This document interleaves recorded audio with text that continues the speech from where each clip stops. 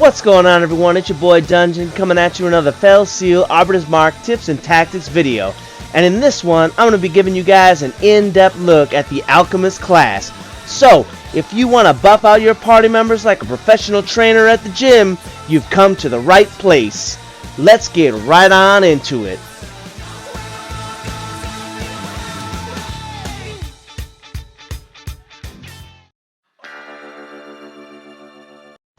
So I want to real quick show you guys a couple of the spells that the Alchemists have.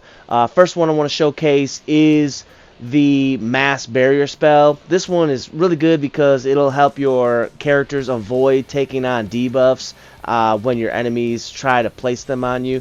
This can be, certain battles, this can be super duper awesome. The next one that I want to show you guys is Haste. As soon as you get this, like literally as soon as you can get this, the faster the better, then your Alchemist is going to be doing a whole lot better, because the more often you can do things, the better it is. So Haste, super good. And if Haste was good, obviously Massed Haste is better. You can get this one, it's actually at the very end of the tree, but as soon as you get it, man, holy smokes, this one is super duper good. If you can place it on your allies, like at the very beginning of a battle, oh, that's going to help out so much. That's gonna really make a difference. So Mass Haste, super good. And let's go ahead and show you guys the details.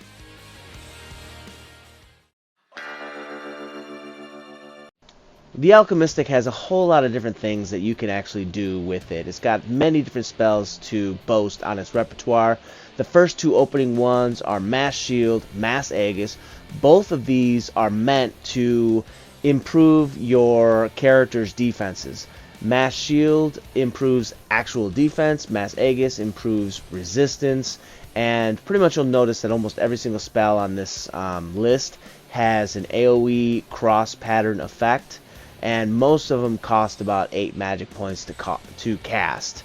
Alright, the next one that I actually want to talk about that's on this list is Mass Barrier. This one's actually really cool because, like I said in the opening sequence, you cast it on your characters and they'll avoid one debuff. So in battles where enemies are going crazy with trying to debuff your characters, this is super good. This is really good to have, because some of the debuffs are really terrible, like sleep and stuff like that.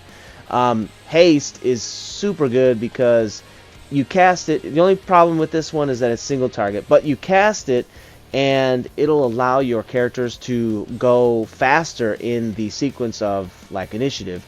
So basically what it's going to do is give your character more turns than everyone else's characters. So this is like really good. Get it as soon as you can get it, and cast it as soon as you can cast it. The first thing you should be casting is Haste in a battle. The next thing that I want to talk about is side effects, and side effects is really cool because any buff that you give your character, it will give them, in addition to the buff, it'll give them extra hit points. So it's not like a ton of hit points, but hey, everything counts, you know what I mean? And it's a nice little passive. Especially early game, we don't have a lot of passives. Mass Insight's super cool because just like anything, when you add attack or mind, it's going to increase the amount of damage dealt. So for your spellcasters, super good to have, super nice to cast. Refresh is always cool because it'll extend your buffs. So if you've got like a character who's got like 3-4 buffs on them, use Refresh on them pretty much every round to keep their buffs going, you know. Mass Haste, this is it's like Haste, but better because you can affect an area effect.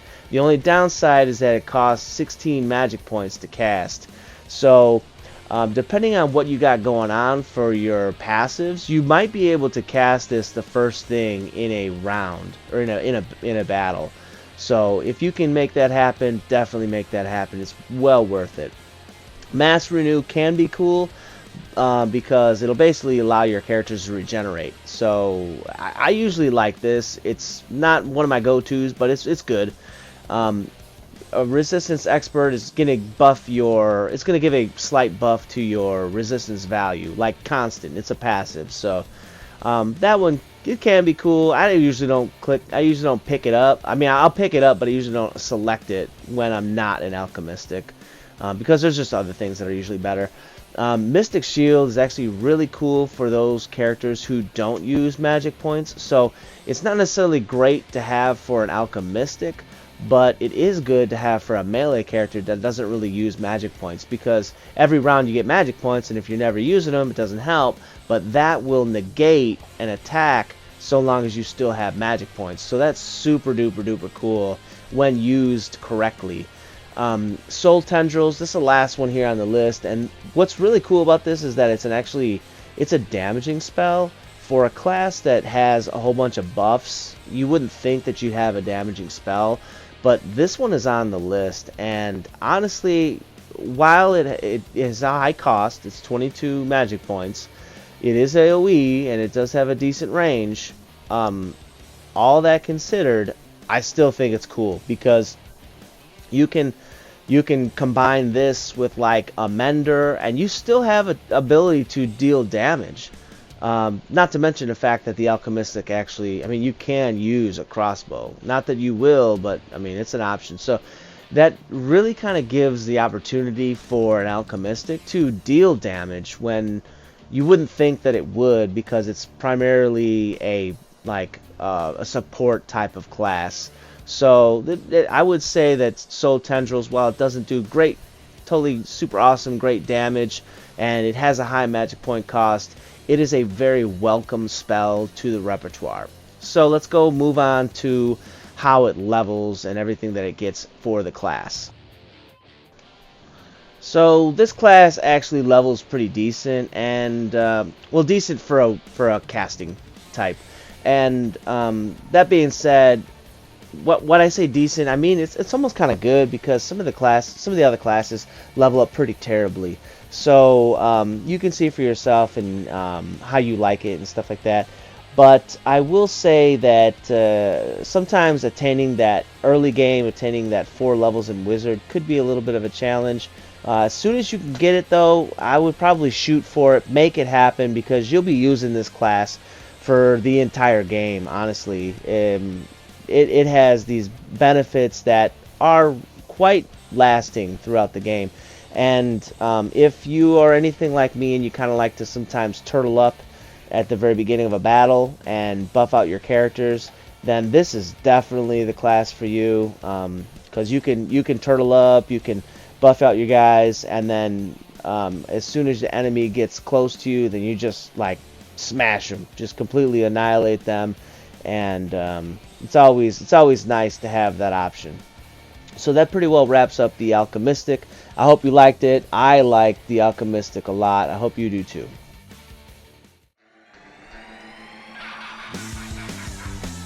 Alright, you guys, that concludes this episode of Fell Seal Arbiter's Mark Tips and Tactics video, where I gave you an in-depth look at the Alchemist class.